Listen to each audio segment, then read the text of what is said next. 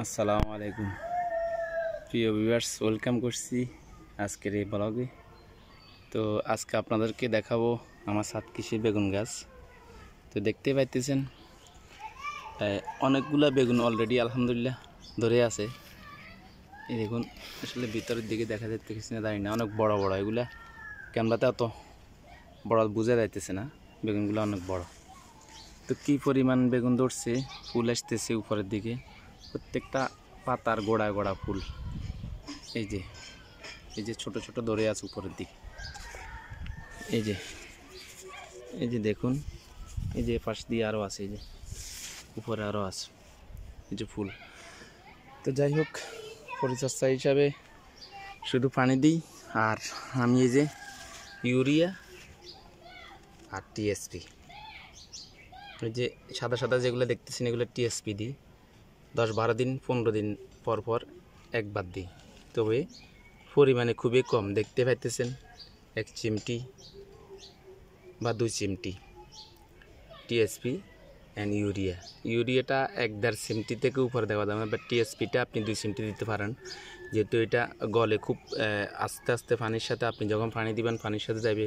মাটির কালারটা দেখতে পাইতেছেন, আমি এখনই পানি দিছি।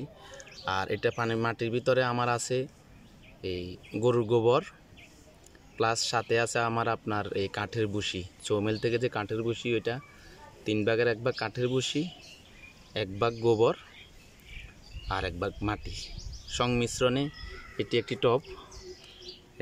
দেখতে পাইতেছেন মোটামুটি বড় সড়ো বালতি এটা। তো এই বালতিতে আমি বেগুন লাগাইছি। পাশে আরেকটি ছোট বালতি আছে, তাও বা টব বড় আছে, মোটামুটি 15 লিটারের একটা বালতি। তো এই গাছটিতে এখনও ফুল আসতেছে, এখনও বেগুন ধরেন ইনশাল্লাহ।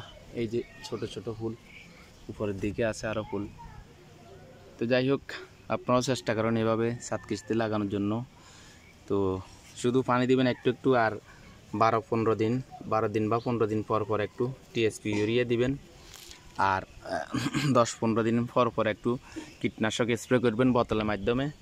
তাহলে বেগুনের কীটনাশক থেকে মুক্ত পাবেন, কারণ বেগুনের উপরে বেশিরভাগ কীটনাশকের আক্রমণ বেশি আছে, পোকা। তো 10-12 দিন পর পর একটু স্প্রে করবেন, তাহলে আপনার পোকা থেকে বেগুনগুলা নিষ্কাশ পাবে। তো যাই হোক, আজকের মতো এতটুকুই ভিউয়ার্স। তো আপনারা চেষ্টা করেন এভাবে ছোট ছোট ছাদ কৃষি একটু একটু করে করুন।